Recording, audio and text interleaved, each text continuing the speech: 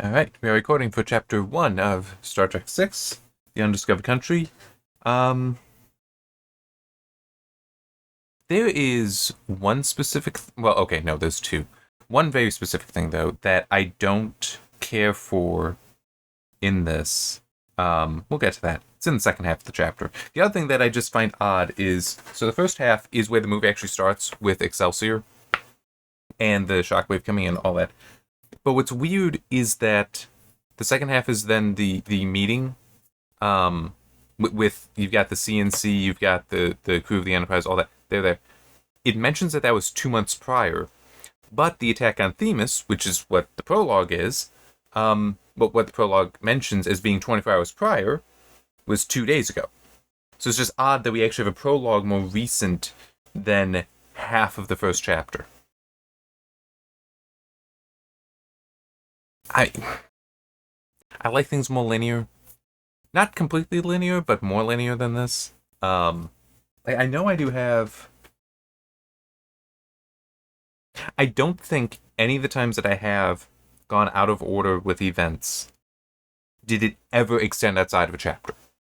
That always the events of one chapter to the next, to the next, to the next is in order. More or less. I mean, there is technically one exception, but it's like literally the chapter, the beginning and end of it are framing that the dude is going through a memory from many months prior. So, but still is, we're seeing a progression here in time, whereas this is just odd where we're going forward and then back. Alright. What's this first highlight? Oh, yeah, that's right. So, as I said, we're on the Excelsior with Sulu. So we've got this line here. More than a year had passed before Styles received a sideways promotion to Starfleet headquarters, and Sulu was given the assignment promised him almost 2 years before. So, that means then that a little more than a year after the events of Final Frontier is when Sulu finally got command of the Excelsior and Styles got moved over to headquarters. I kind of wonder why. I wouldn't think he would like that, but in any case, that also means then that he is captain of the Excelsior for a decade. Which is also a little interesting as far as the whole Kirk was captain of the Enterprise for 5 years and got to be admiral, so Sulu gets it for a decade. He's still just captain. I don't know. It does, by the way, mention, I don't think I highlighted it at any point, that the Excelsior is still being considered, is still being treated as one of the most powerful ships, or even the most powerful ship that they have, which doesn't make sense. Because it was the NX-2000, so it was the experimental ship, the first class, the first of its class, the prototype, so it's the Excelsior class named after it. You'd think that they'd have built more by now. And actually, I do wonder one thing. So, I should look into it, but I know that sometimes when I've seen things talking about at least some ships, even though they might be the same class, you'll see them actually being very much modified. So I remember seeing something years ago and also recently at Modern Marvels talking about some of the largest machines. It was talking about the Ronald Reagan, I believe it was, a Nimitz-class aircraft carrier. But it's much larger than a Nimitz, than the original Nimitz. It also has various elements that are very redesigned, such as even the bridge is redesigned so it actually wraps all the way around the tower. And it's like, those are not necessarily small changes. And also, as I said, I'm pretty sure they did describe it as being larger than all previous. And I'm just thinking about that because it is... I could believe that for a starship, it would be like that where they take so long to build that even within the same class, you're seeing them just being made more and more advanced because, hey, we got better technology now, we're going to keep doing that. Not necessarily to a full refit level, like from the Constitution to Constitution refit, but still, I do just find that curious, and if that would be the case. Anyway, and that's just me wondering. I don't think I put that in a note. Okay. Mentions here, Federation-Klingon relations have deteriorated to the level of 20 years before, when Sulu had served as a lieutenant aboard the Enterprise. He said, called to protect a planet called Organia, war had seemed inevitable then. Okay, it's been a little bit since I watched Errand of Mercy. That is the episode that is being referenced here, season 1. It's a good episode. But as I recall, war actually had started. Like, they were in fact at a state of war. Tensions were high, but during the course of the episode, war is declared. It's only the Organians shutting down all combat for the Federation clan empires, despite spanning light years. It's only that actually prevents it. Actually, no, I take that back. I think there was even a reference to shots having been fired. So, like, you did have war. It was not that war was inevitable. It's that war had begun. The Organians compelled a peace. But there is mention that, it was beginning to look inevitable now. One more attack should do it. And without the Organians, Sulu wondered what Deus Ex Machina would stop it from happening again. So the Organians have just disappeared. We don't know why. Later on, there's a reference to them being either unwilling or unable, but that could have been I feel like it was mentioned the Organians were mentioned previously, like in the prologue. Maybe I'm misremembering, and it's also in this chapter. But more or less, something like they seem to have disappeared. But then it's either unwilling or unable. Honestly, the person saying unwilling or unable could also be just not acknowledging that they've vanished. Yeah. Alright, let me check this.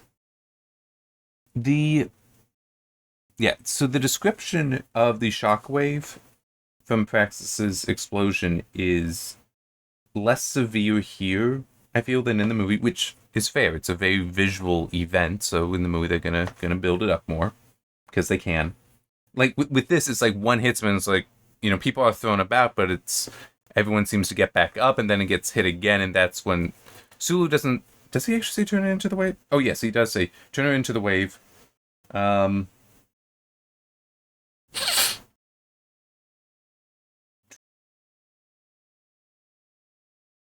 Okay, it was like 2 waves, because there was one where it's like turn her into the wave and then seemed to calm down, I want to say, and then quarter impulse power, and that, got them through, bucked one final time, then righted herself. So, yeah.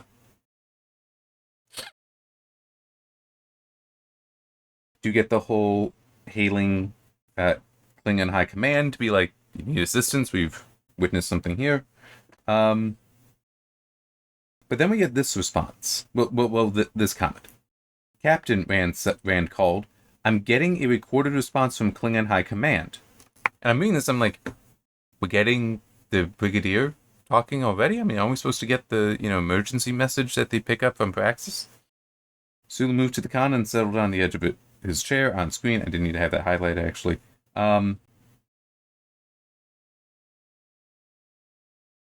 Okay. Yeah, the main viewer brightened abruptly, but the grainy, slightly out of focus image jerked as if on the verge of scrolling vertically. Or so Sulu thought, until we realized the ground beneath the figure was heaving. A wild-eyed, disheveled Klingon officer, Sulu could not make out his rank, stared unseeing at the Excelsior crew as he fought to keep his balance. His face contorted suddenly with an emotion Sulu had never seen on a Klingon face. Fear. This is an emergency, he rasped. There could barely be heard over the growing background roar. We have suffered, and then it cuts off. Screen flickered, then went ominously dark. This is when Brigadier Kurla then comes on the channel, and as there has been incident on Praxis, however, everything is under control. We do not require, we have no need of assistance. Obey treaty stipulations and remain outside the neutral zone. Transmission ends now. That the way in the book doesn't make sense, and I it's been a while since I've watched the movie. But I want to say that in the movie we're picking up transmission from Praxis, and then it's like Klingon High Command cuts in to shut that down. Not that this was a recorded message from the High Command, because why would they have a recording of it that they are then broadcasting such that Excelsior would pick it up? Oh, one other thing I do want to mention. Because of their mission, which has been going on for 3 years specifically, the Excelsior's mission, was to basically go through this one sector and do studies on all the planets there. It does mention that Excelsior has some of the most advanced sensors available. So that's part of the reason why, even in the movie, it appears we finished our survey of planets already. It is actually because, yes, their sensors are that good that they have been going much quicker than they may have originally anticipated.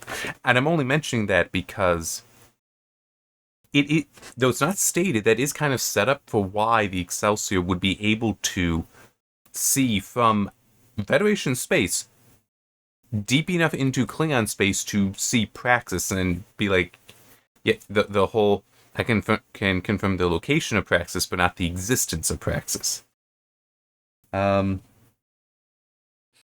So does report to Starfleet Command. Then we get the Dinkus that takes us to the meeting at Starfleet headquarters in San Francisco. I don't remember if that. I do remember that the scene for the movie was actually shot in a church. That's they just needed to block off the light, have the tables in there, but they actually shot it there. I'm not sure if it was in San Francisco or not, though. But everyone is there. We're mainly following McCoy for this. Everyone is there except for Spock and Kirk. They don't know what's up with them. But just following Bones.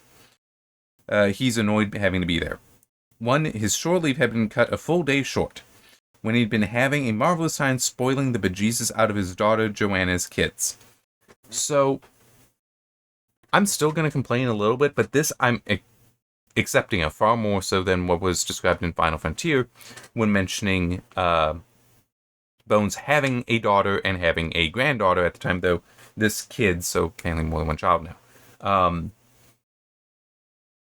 And the reason why I had an issue with it in Final Frontier, but not so much here, is in Final Frontier, the idea that he would have shore leave and not be spending it with those grandkids seems absurd to me. That is not, to me, what Bones' character would be, okay? Unless it was Kirk is genuinely that bad, is having that many issues that McCoy feels he has to be back, which is never emphasized. It's never emphasized there. It's basically just mentioned that, oh yeah, I could be spending it with my granddaughter, and some comment that then gets the, hey, I will show you the dozens of hollow images I have of my granddaughter. And it's like, yeah, that's exactly Bones, that he would have dozens, and those might just be from the last week, that he have dozens of pictures of his grandkids. Absolutely would believe that. I just reject that he would have an opportunity for shore leave and not be spending it with them. That's what I rejected thoroughly in Final Frontier. Here, however, it is he was spending with them. He was spoiling them. It's like, yes, this I can accept. Final Frontier doesn't make sense. This I can work with. And I'll just continue with this. 2, he had to pass 4 security checks just to get to this damnable meeting, which actually gave me a funny idea. And 3, these emergency briefings always boded ill. I wonder. Actually would make sense. You have transporters, which maybe not at this point. No, you do, because it's actually in the original series. There's at least one original series episode. Yes. Dave the Dove, where they have the ability to, when beaming, remove weapons, remove phasers, because they do that to a bunch of Klingons. So instead of doing security checks, you'd think it would make more sense. You have the location secured, and even there's no entrance except for you beam in, and it's just while beaming in, hey, we know everything you have on you. We don't like that. Get rid of it. Or no, we're just going to beam you over here because you got something on you we don't want you to have. Now, you do run into the issue, like is seen in one of the episodes of TNG. It's one with Loxana Troy, Major Barrett. I don't remember the name of the episode, but it's one where she's what did they describe it as? Like her going through menopause or something. Um, but she, along with other ambassadors, are traveling to a place for a meeting. And at the very end, when going to the transporter to beam down, she was like, "What are they still doing here? What are you talking about? They're ambassadors. They're joining. No, they're not. They're terrorists. Their clothes are lined with this chemical, with this explosive." It's like, wait, what? We had no. What are you talking about? And it was an explosive specifically designed to not be picked up by the transporter, and so it would be able to get through. And they're like, oh, "This is outrageous. How dare you say that?" I'm in part doing that because they were fish heads. But they do then scan, and it's like, she's right. And she also adds, it's like, I mean, I was reading their thoughts, and because she's a full, almost said Bajoran. That's not right. Why am I blanking on it now? Wow. Betazoid. She's a full Betazoid, and so can read people's thoughts. But that, yeah, these two, their thoughts are so loud, their minds are so open. It's like I was reading them in my sleep. Anyway.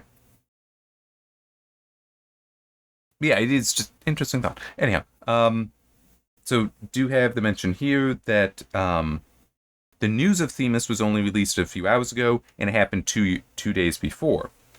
So very recent that. It also leads to some other issues. Yeah, I can mention them now. I do just want to point out, though, Kirk, I'm pretty sure in the prologue, I can go back and check, that Kirk said it was 24 hours since the incident. It took him that long to get to Themis, and now he arrives here on Earth, so it's, and no, he also left Earth, so we are talking about, he basically was in transit there, and then in transit back the whole time. And only now are they getting news.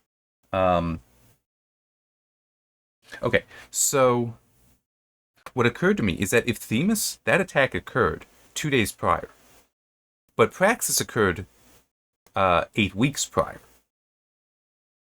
when was Cartwright and the others in Starfleet involved in the conspiracy? Because unless he's involved starting now, which seems unlikely, that would potentially mean then that he's an accessory to the murder of Federation citizens on Themis.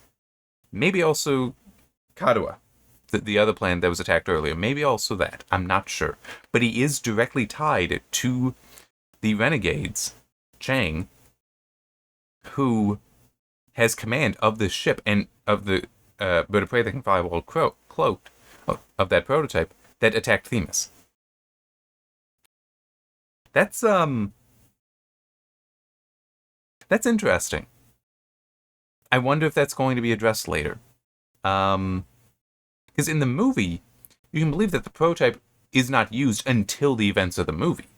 In which case, then, it is being used as, well, solely as part of this conspiracy, which I could see the conspirators being like, yep, conspiracy, ends justify the means, we'll do it. But not we're pushing tensions worse by doing this stuff. I did see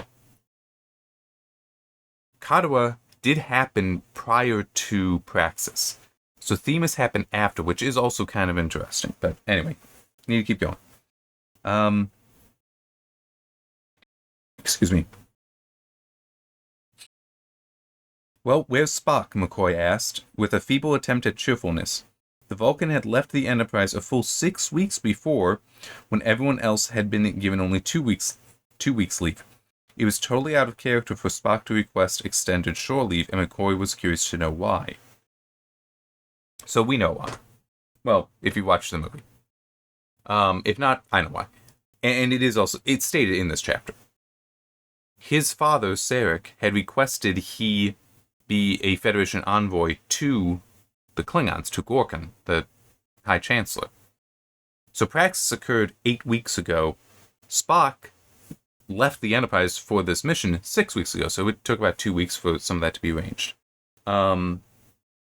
Which is just... I just find an interesting timeline there. That's how quickly Sarek arranged for Spock to get there. And also how much time Spock has potentially spent trying to figure things out here, so that they don't have war. Then I have this, which I just find curious. Starfleet's commander-in-chief, his manner far more casual than that of his aide, entered. Rear Admiral William Smiley, youngest individual ever to achieve the position of CNC. It's like, yeah, no shit. What the hell's a Rear Admiral doing as a CNC? I can't figure. I had to highlight because Rear Admiral is the lowest rank of Admiral. Technically, there's 2 different grades of Admiral. I looked at, well, at least for the U.S. Navy, I looked that up. There's Rear Admiral lower half, Rear Admiral, but then you get Vice Admiral, Admiral, and then Fleet Admiral.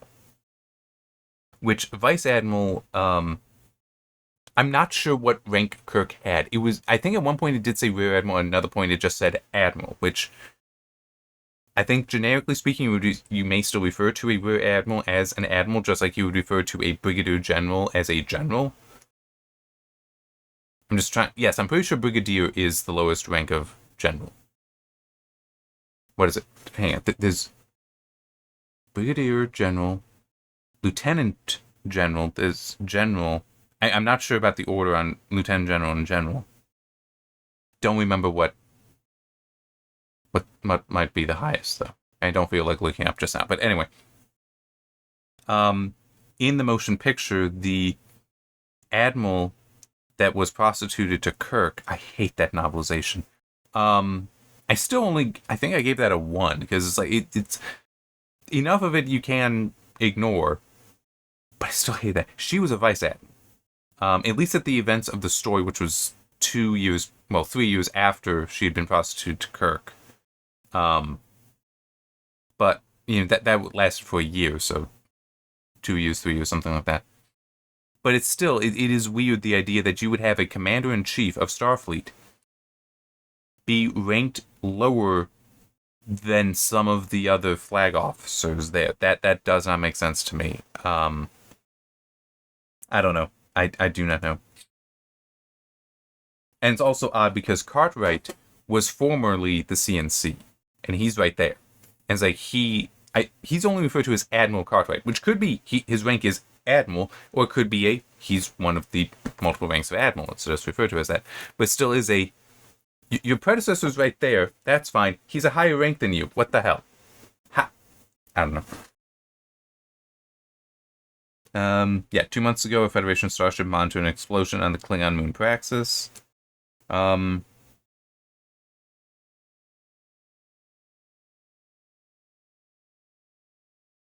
I'm just checking where. Yes, okay. So then we do get Spock talking here about the whole, the Vulcan ambassador. At the behest of the Vulcan ambassador, I open a dialogue with Gorkin, Chancellor of the Klingon High Council. Proposes to commence negotiations at once. For what? The dismantle. I do find it curious, this, though. The dismantling of our space stations and starbases along the Klingon neutral zone. An end to 70 years of unremitting hostility the Klingons can no longer afford. I find this curious. This is also how it is in the movie.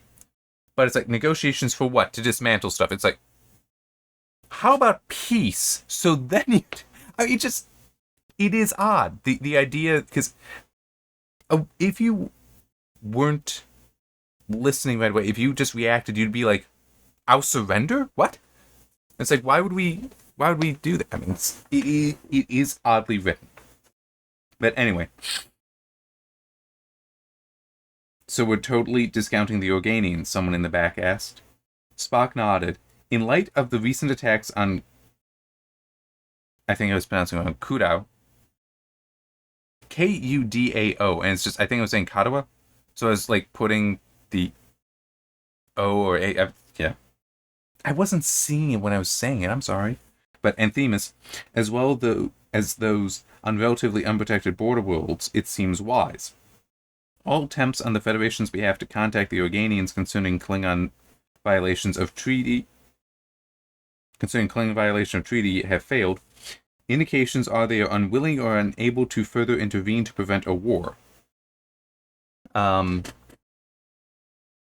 thing kind of interesting about that is I have heard with the Landing Party podcast type thing that is over on Graham Nolan's channel on YouTube. If you go over there and watch that, I've been enjoying it. It's quite interesting.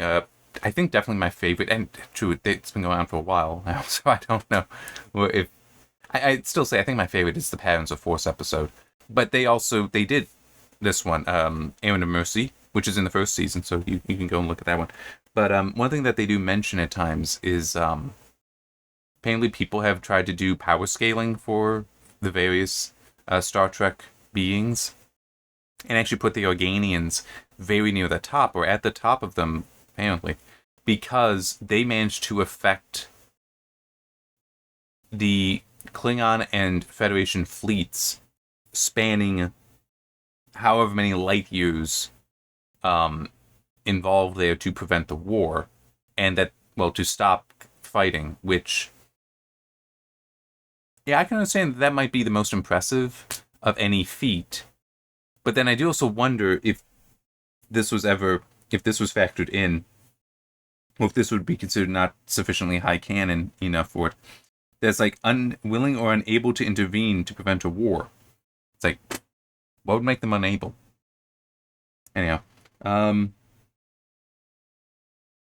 so yeah, I'm pretty sure I mainly highlighted that just for the whole. The Organians are apparently unavailable. But we also got this that I had to highlight just because, this is stupid.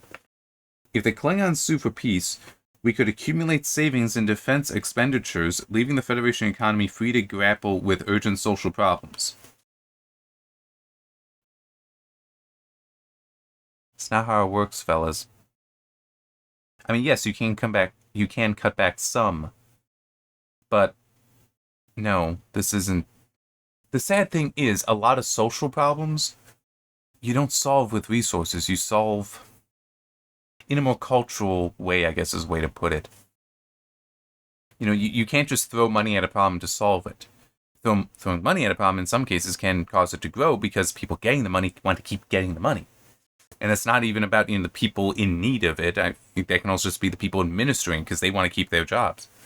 But if you can change things. So like one thing I actually put in my notes here, which, yeah. Okay, it's down here. Just need to check where I am in my notes. That if you start cutting the military expenditures, that means you're going to cut back on Starfleet, potentially. You're going to cut back on manufacture, on production stuff. Excuse me. Well, that means you're going to have people out of work, which in fact increases the social issues. These social problems, because unemployment can definitely be a problem and lead to many other problems. So it's employment in general increases the wealth of a people, of a civilization. So something that cuts it back isn't going to improve the civilization. Now, shifting it would be appropriate in a situation like this. Something like, okay, we're not going to make so many starships, we'll make smaller ships that can be used for trade. Things like that. But yeah, it's... I just felt it's like, that's not how this works, people. It's just... Yeah. Yeah, it's like, maybe they thought they could sneak that in. Not past me!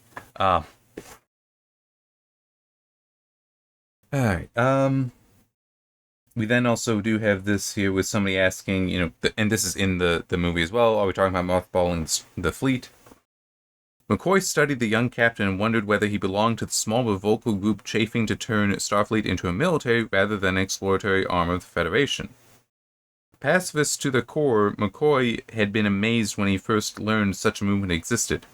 He still found it difficult to believe that such a barbaric concept lingered in a theoretically civilized age. Why are we making Bones an idiot? I mean, he is an idiot for this. I mean, I'm sorry, but it's... The man has been part of Starfleet for 20 years, right? Sulu was there, at minimum. Sulu was there for, Errand of Mercy, and he mentions that as being 20 years prior. McCoy has been in Starfleet longer than that, so minimum 20 years. All the stuff he's seen, all the stuff he's been part of. And it's like, why would anyone think that we're military? Dude, you are a military. That's exactly what the function is of Starfleet.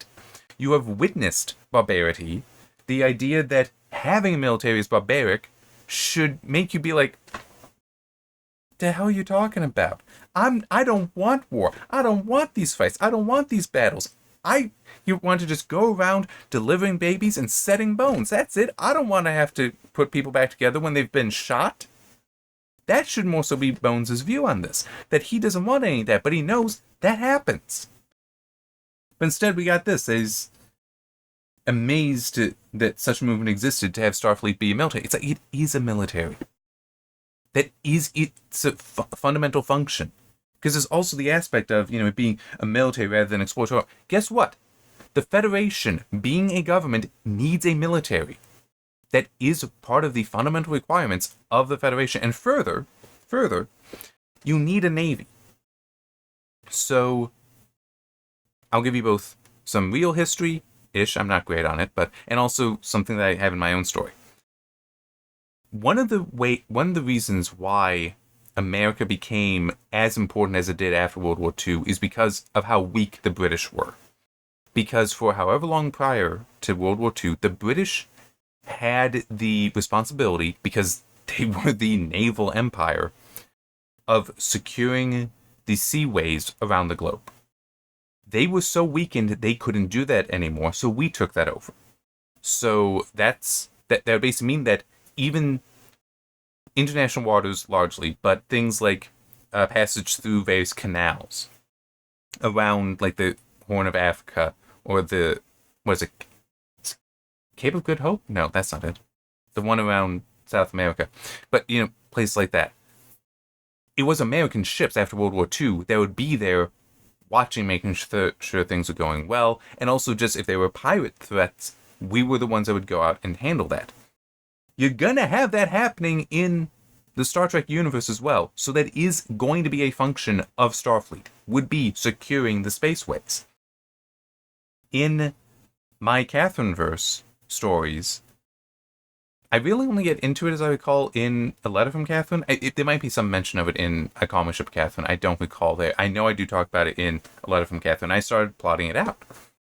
The military there, that its specific function is just securing those pathways. And also it is funded just by tolls and fines. And the reason there is actually because it needs to be independent.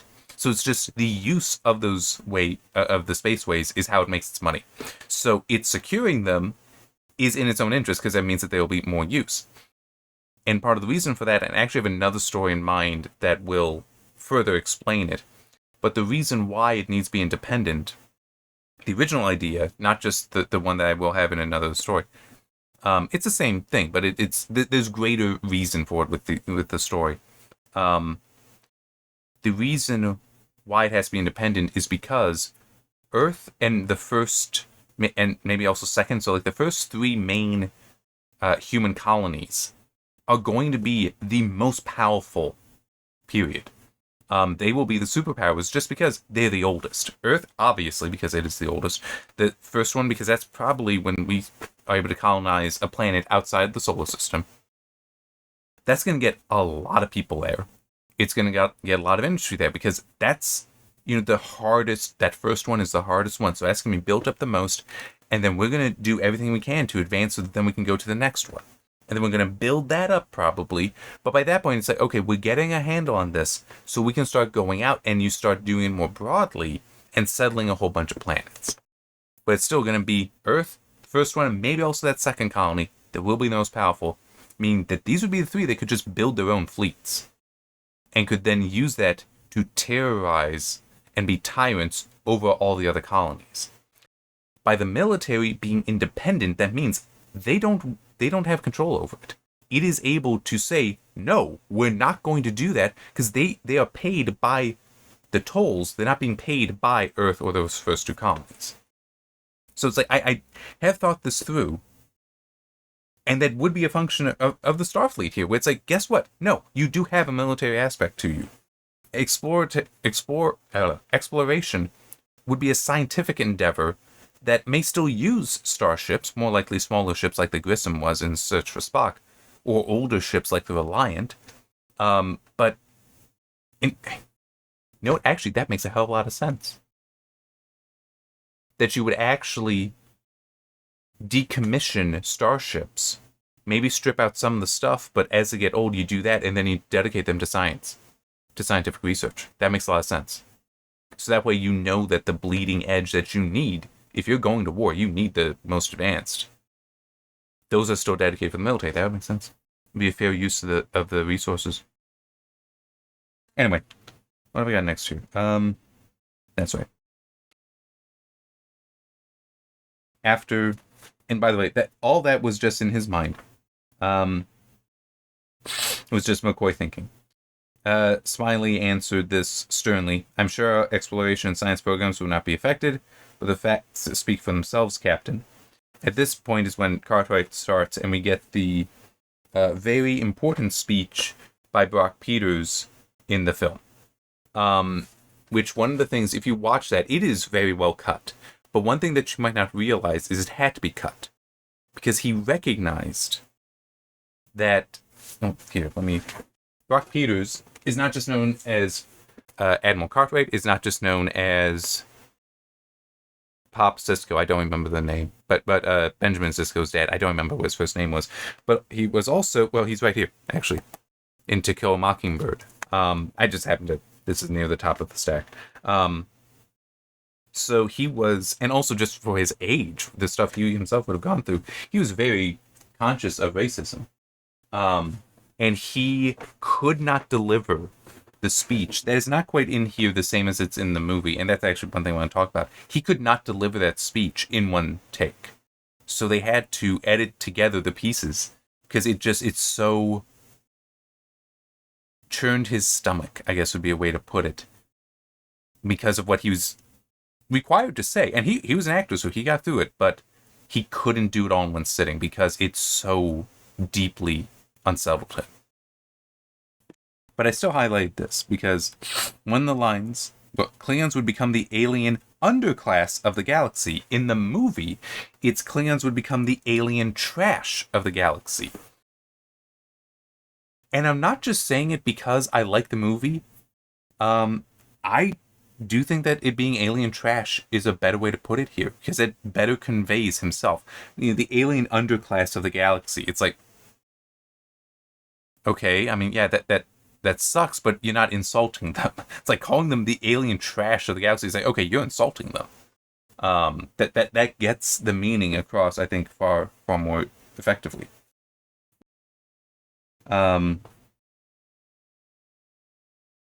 So yeah, I'm not sure why the change. That could also have been a okay. So I'm just checking where I am in the notes. That could also have been not necessarily a on the day change, but that could have been a script change where somebody realized, you know what, no, he should call them alien trash. It could also be because you don't have the power of his voice saying it in the book, that they decided, no, we're going to make it underclass in the book. I don't know, but I that genuinely, alien trash of the galaxy, I think, is the better way to say that line, to deliver that line.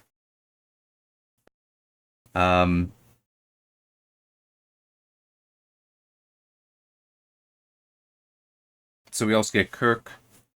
Yeah, I'm just checking. Is this after? Okay. So we haven't gotten yet to the Enterprise being the ones that will have to escort Gorkin to Earth.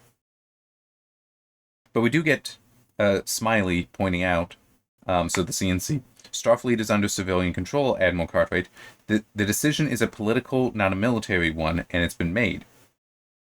Although one thing maybe I'm just too used to America, but the president is the CNC, is the commander-in-chief. Not one of the generals, not chairman of the Joint Chiefs. So it is just a little funny that you have the Federation... Well, you know, okay, no, that... Well... Oh, wait, no. Yeah, that's true, I don't know. We'll find out. Because I was going to say, previously we had the Federation Council, but there was a president of the Federation Council before, and there will be the president here as well later on. Um, but if it was more so just the president of the Federation Council is just the leader of the council and is not necessarily the president of the Federation, that could explain why Starfleet would have its own CNC. Because that is, like, going back to ancient Rome, the idea of the dictator was when some emergency came up that you needed a singular voice to direct things instead of having to have everything go through the Senate. That could be very slow. You need somebody who could respond quickly. Senate's not going to achieve that. That could be why Starfleet would keep their own CNC, but would still ultimately answer to the civilian government. Still seems a little odd that you wouldn't be able to have the civilian government directly ordering them. Yeah, but I mean, because it's like how with America, the decision to use nuclear weapons is solely reserved to the president, who is the commander-in-chief. That is not a military decision. It's a civilian decision.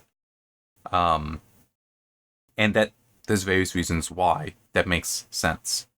Most importantly is also the reason why it's the Senate that gets to decide if we are at war or not. Not the president, but certainly not the military. Because I guess the way to put it is ultimately the nation is the people, which includes the military, but the nation is the people. It is the will of the people then that should decide when we go to war, and it is the people that should decide should the gravest weapon devised yet be employed. Like that makes sense because it's like nuclear weapons, you use those, that changes things at this point. Obviously not the case back in World War II, but it's like, because that does then immediately cross a line that now others can cross. So that is such a major thing, so significant that, yeah, that's, you want that to be something that, no, it's the people's will, not just the military's will. Anyway, got a long one here. We'll come in. Because Kirk is finally talking about the whole, "Sir, I'm no diplomat, but the clans have never been trustworthy. I'm forced to agree with Admiral Cartwright." That's what stops in the movie, but continues here. This is Kirk groped for the words, a terrifying idea. I like that little addition there. That a terrifying idea. I like that. I didn't highlight it, but I'm just to help set this all up. But I like that because, especially the terrifying idea, and he doesn't trust the Klingons, and he's saying that. He doesn't believe that the negotiations would be in good faith. And he doesn't. Now, that doesn't mean that does not mean you do not try for them. But it does mean you need to be very careful. But it is a terrifying idea to him that they may just take advantage of this. That this is not necessarily going to go the way any of us want it to.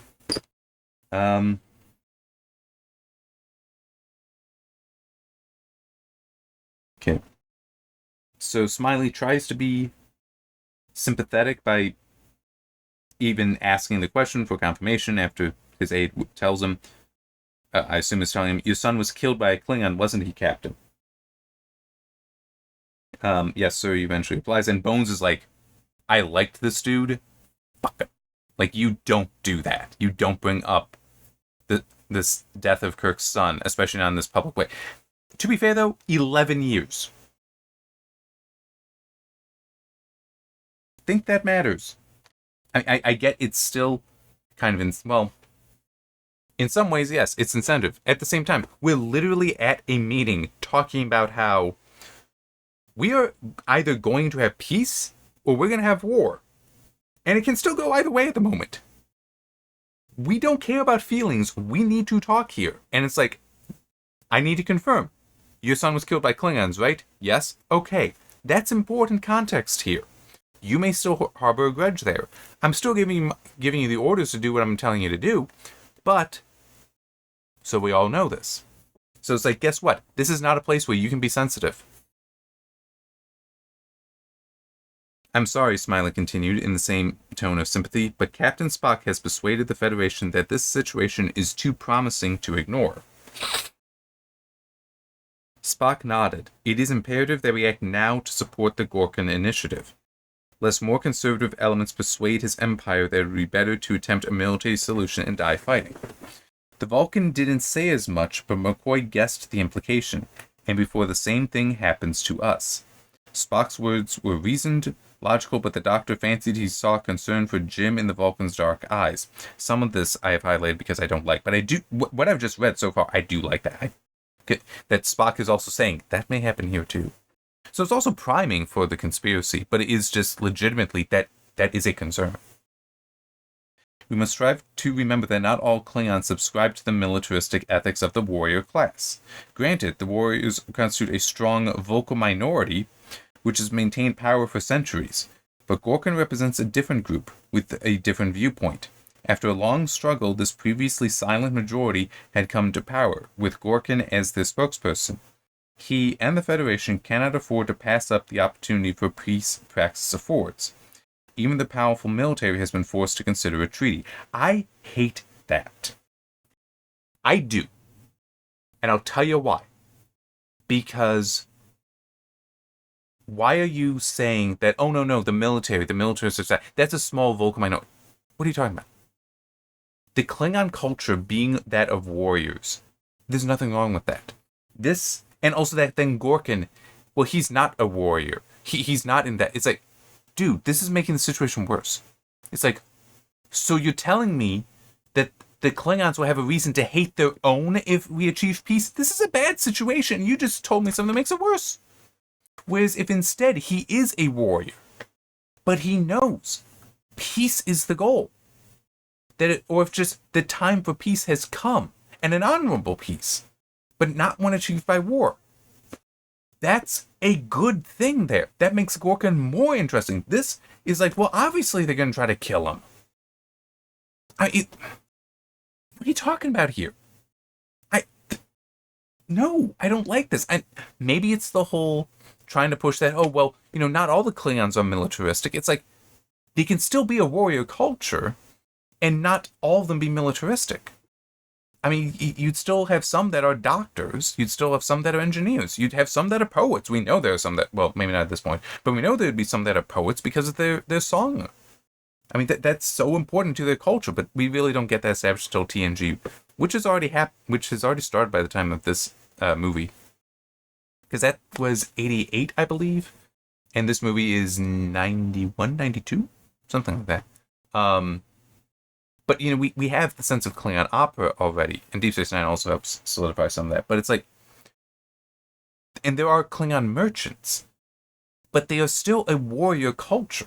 I was like how there can be Vulcan warriors. In the case of Spock, he is technically a warrior, being part of Starfleet, and he has been in battles.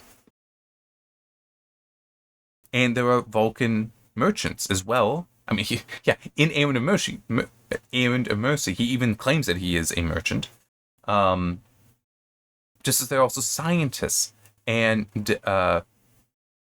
ambassadors and priests and priestesses. I mean, it's like, you can still have, and I'm using Vulcans because they are a very logical people, a logical culture. But that doesn't, they can still have that as, that is their culture, but they still have pieces within it, but it's still a singular culture. This, though, don't do this to the Klingons. Don't. Because it okay. I think a good way to put it is also within Star Trek. Watch Deep Space Nine and consider the Cardassians, because it is also described, Cardassia is described as being under the military control for the past however many decades. Okay? But after the retreat from, after the defeat by the Federation and the retreat from Bajor, at some point shortly following that, they do refer to the Gatapa Council, I think it's called, which is the civilian government, and it finally taking power. But it goes shortly thereafter back to being militaristic, especially when Gul Dukat makes his treaty with the Dominion, and he then takes control, and it's like it goes right back to the military. And it's like, because if you have it where the military is treated as something separate, then once you have the civilian population able to get power, there can be resentment there that will lead to conflict. And that's now true. Gul Dukat does what he can, does do what he can to protect the Gatapa Council at some points, but it still he becomes the military dictator for Cardassia. So I mean, it's by saying the separation exists there, it becomes far more obvious Gorkon is going to be assassinated, because the people that would be most interested in assassinating him are the military, who are the most capable of assassinating him. I'm sorry, it should be written more so that he is still a warrior, but he understands, he has himself a desire for peace. That he is not like his brothers who desire continued battle. He desires peace and the battles that come from peace. Because there can still be battles. There's still stuff to do there. And just turning their attention to elsewhere. But, this also reminds me, going back a bit, with the whole Starfleet being mothballed, and it's like, oh yeah, it'll be scientific. It's like, you forget about the Romulans. The Romulans are, like, an equal threat as the Klingons. They just aren't doing shit at the moment. Yes, they are technically part of the conspiracy as well, and it's described that they have a treaty with the Klingons, but it's still, the Romulan Star Empire is also a major threat to the Federation. So the saying, oh yeah, we don't need the Starfleet anymore, what are you talking about? You absolutely still need it.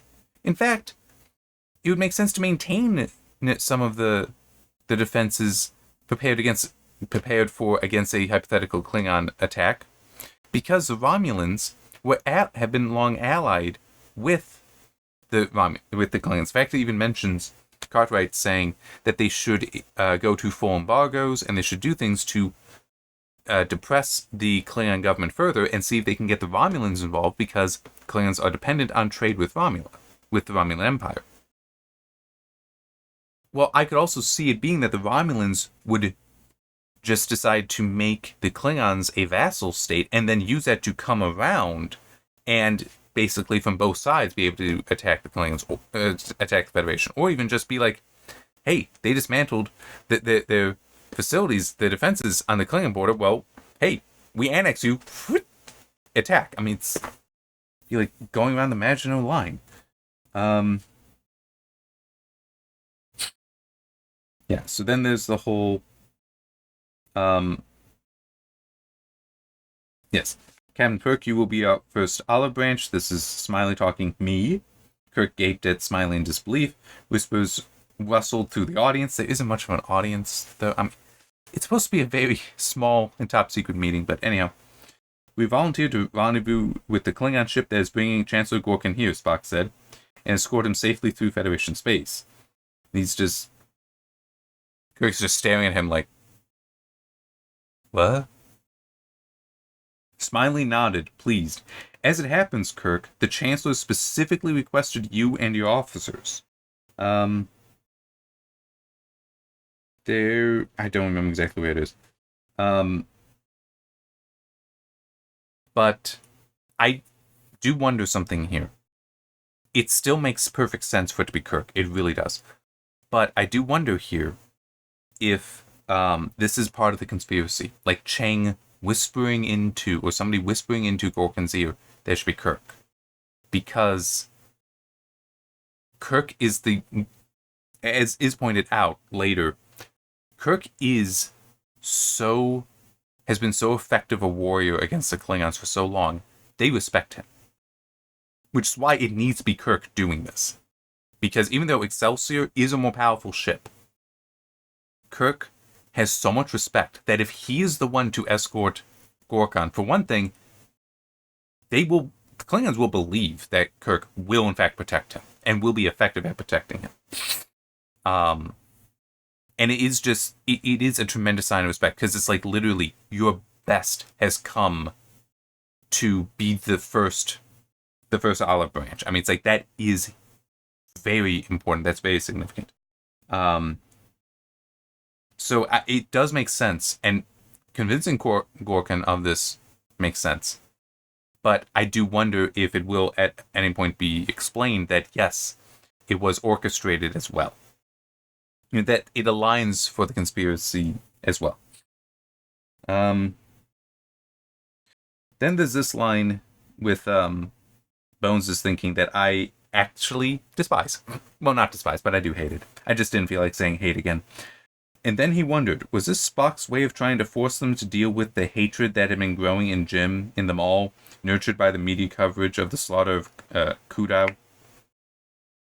I hate that. I don't think Spock would ever do that.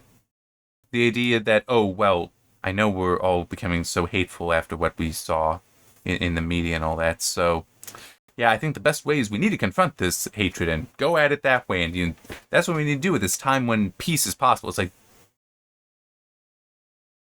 what?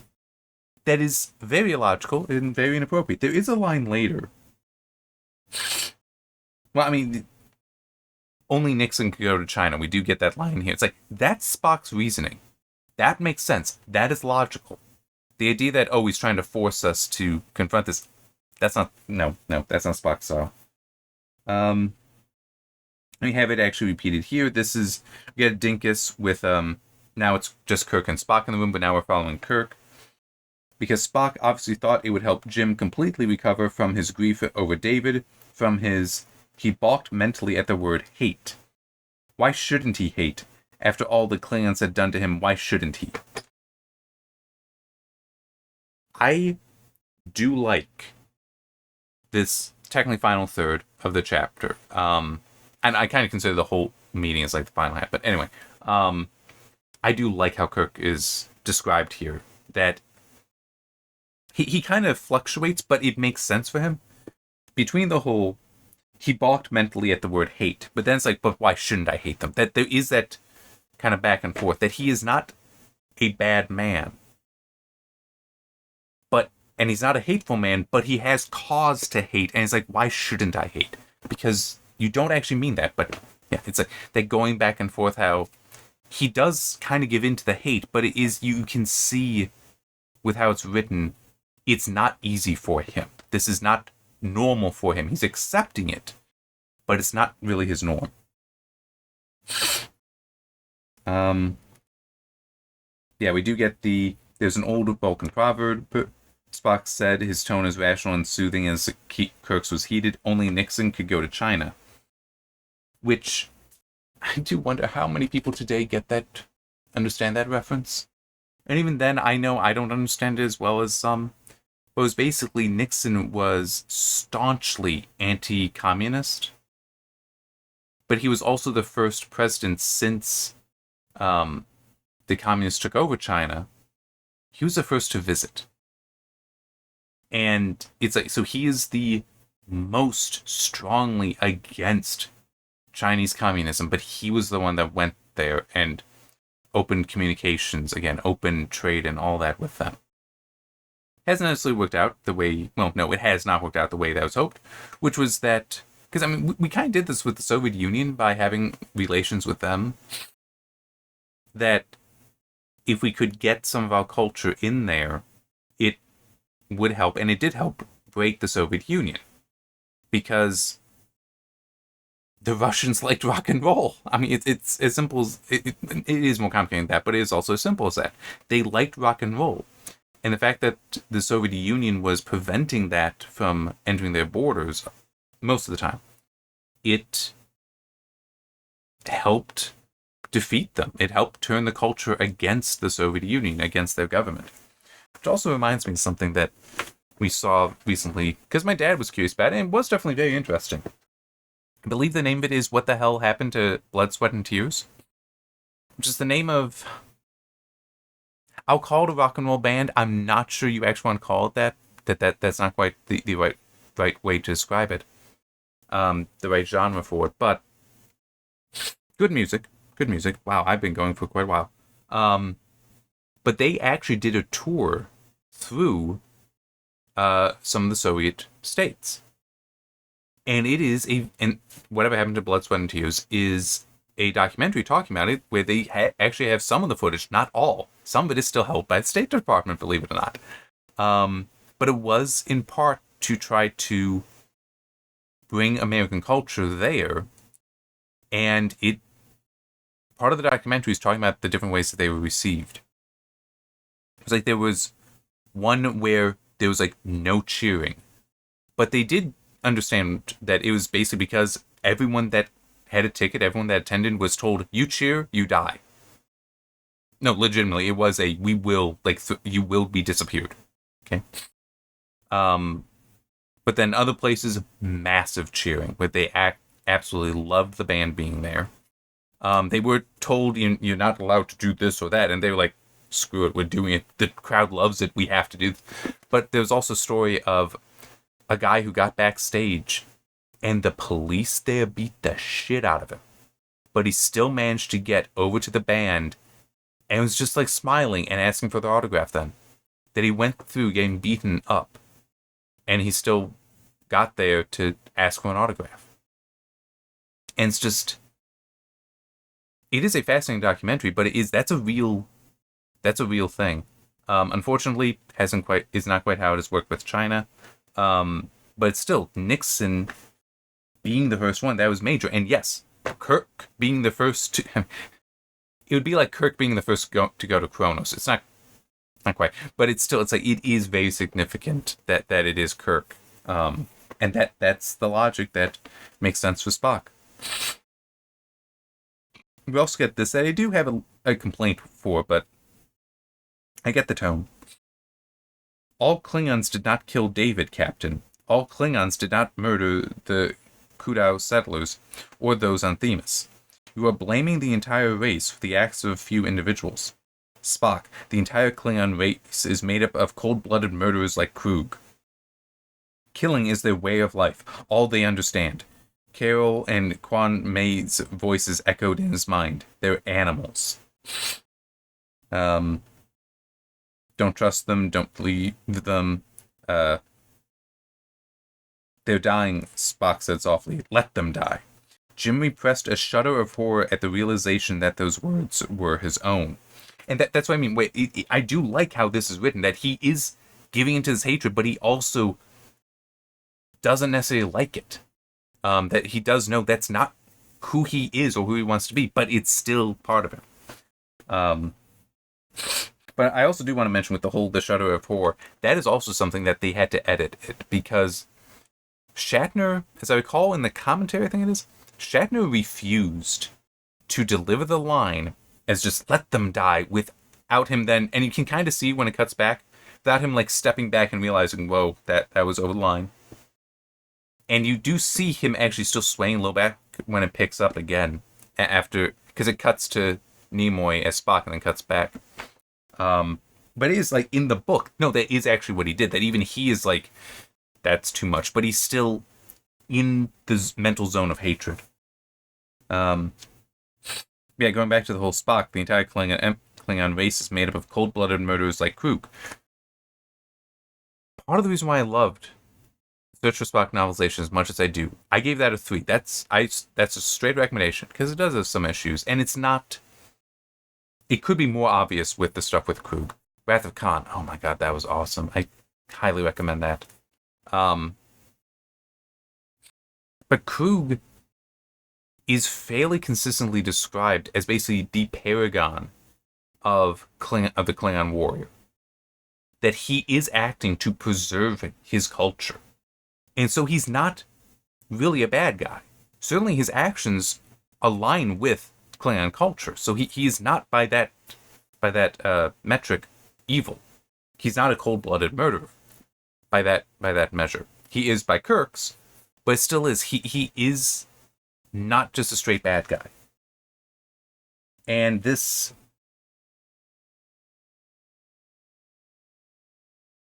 I don't really care for him being besmirched in this way. It's not quite the way I want to put it. But it is Kirk is angry. Because all this is coming back because of Carol's potentially fatal wound. We still don't know yet. Fatal injury. But even though it has been 11 years, it still is I just left her bedside, where she might never wake up. So, yeah. But it's like, I get it. But still, I do want to mention that Krug is not as bad as you may think. He's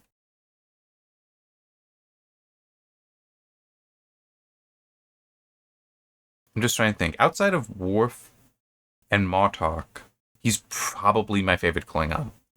Book Krug is.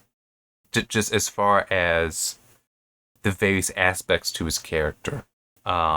It's just, I want to set Worf and Martok to the side. Worf would probably win if I were to compare the characters, but it's also, he's got so much more time.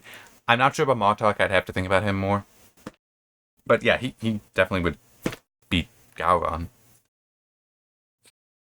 All right. Yeah, we get. This is where it ends. I want to read this highlight. We've been given a choice: peace or war. As a Vulcan, I am bound to choose peace. I don't want war either, Spock, Kirk answered wearily. But why does it have to be me? Let someone younger go. Chancellor Gorkon requested you, and Admiral Smiley has made his decision. In other words, I have no choice in the matter. You forced me into it. The thought rekindled his anger. Has it occurred to you that the crew is due for retirement in 3 months? We've done our bit for king and country. They locked gazes. Kirk's furious, Spock's patient. For a moment, neither spoke. I may not be myself, Kirk said at last, but you shouldn't have forced this. And you're a fool if you think that Klingons intend to negotiate in good faith. At some point, you'll realize you should have listened to me. He left to report to the Enterprise, feeling at once ashamed at the depth of his own hatred and far too angry to care. I really do like... I feel Kirk is written very well here. Dillard, make me happy. You make me happy. Please keep it up. But yeah, I do feel that we're getting a very good job here of having Kirk, as I've already rambled saying, that we are seeing Kirk go back and forth between he is a good man, and before this it mentioned that he's weary, but prior to that, I just didn't read it aloud, was that he feels infinitely tired from this. And it's that, that he doesn't want this. He doesn't want the hatred. He doesn't want war. But there's that hatred that is clawing at him. And it does have its claws in him. And so it does come out. And it's just... I like that, because I feel... If you go through the written review for Final Frontier, and also those videos, I complain so much about people not acting by their motivations. Kirk's motivations, normally, is not to war. And is not to hatred, but here, it makes sense. His hatred does not betray his motivations. It is a special motivation because of current events. And it's just, I do feel that it's doing a good job of showing that it is a special motivation. It is unusual for him, but it is there. And it's just that I do like that. It will be interesting to see things going forward. I am legitimately excited at the moment. That may cool off some, but it's like, I am excited. Good job. And it's... I was not expecting I would be after Final Frontier, since it's the same author, but hopefully that this holds out and proves to be... I want more details on the conspiracy. I very much do. Hopefully we will get them. We shall see. We shall see. But I'm feeling good with this. I'm just trying... Well, yeah, let me just quickly look. Okay, it looks like we're following Bones again, and it's reporting to the Enterprise. So we're also going to get introduced to Valeris, which that's also going to be interesting, because she is part of the conspiracy. So when is she assigned to the Enterprise? Is it... I don't know, because it is just the timeline for the conspiracy and when the Starfleet people are involved. I am very curious about. Because are they potentially therefore culpable in some ways for the attack on Themis? That's... I have to wonder about that. I really do, because that's something that could be it's kind of like going back to the Voyage Home, that novelization, how if the Traveler, the probe thing, were just a force of nature, essentially, that is reacting to the loss of the humpbacks, that's one thing. But across the line into being actually evil, when it is desiring to wipe out all life on Earth, and it knows there's other life on Earth, and it doesn't care, it wants it all destroyed because the humpbacks are gone. If Cartwright and the others in Starfleet were party to the attack on Themis in any way, that does cross a line in some very interesting ways, because it's like because there's, well, we betrayed the Federation because we wanted war to wipe out our greatest enemy, versus, well, we betrayed the Federation by actually conspiring to kill the people in the Federation, just blindly, just innocent civilians, innocent citizens of the Federation. It's like, that's a whole nother line. So yeah, that is, I do need to, I am looking forward to learning more. I really am. And maybe it will be that Cartwright, somehow it is revealed that the Starfleet conspirators, because we might not get Cartwright named at the time that this would be discussed. I don't know when it will be discussed or if it will be. But just the idea that, like Chang being like, yeah, they got really pissed at us for that, but what do I care? I'm the one with the super weapon. So, yeah, it'll... I am curious. I am legitimately curious. But it is also one of those things where the conspiracy is technically something that may not have everything revealed because it can't be. I think some things that would only be in the notes because you can't always follow the point of view of the people that would know it all and at the times that they would have to go through it. It's kind of like how in my book, The Children of Many Gifts, there's a lot of stuff that actually either only exists in notes or in here. And the reason why it's not on the page is because the people that know it aren't the ones we're following. They're over here. So we're not in their head, so you never get that information. And I remember when going through and doing the editing and being like, people might not know what's going on here exactly. But it's like, yeah, they also can't know yet because I have no ability to tell them. Maybe it'll come. No, it never comes up later. So some of it, though, is if you have had failure, then things will hopefully line up and you'll see how, okay, that's where the explanation, that gives you at least setups for the explanations. But yeah, so it's, but with this, no, it might be that the conspiracy elements of it will never be explained in the book purely because the person that can give the explanation is not the one that you're following, therefore they are not able to give they don't have the opportunity to give the explanation. So yeah.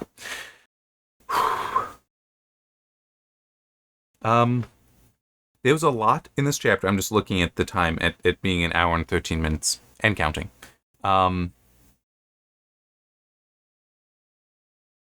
There was a lot to talk about here, and I know I rambled some, but I could believe that a lot of these videos for this book will be longer, because the nature of this story as being something of a political thriller, which, by the way, that's part of the reason why I like this better than Wrath of Khan.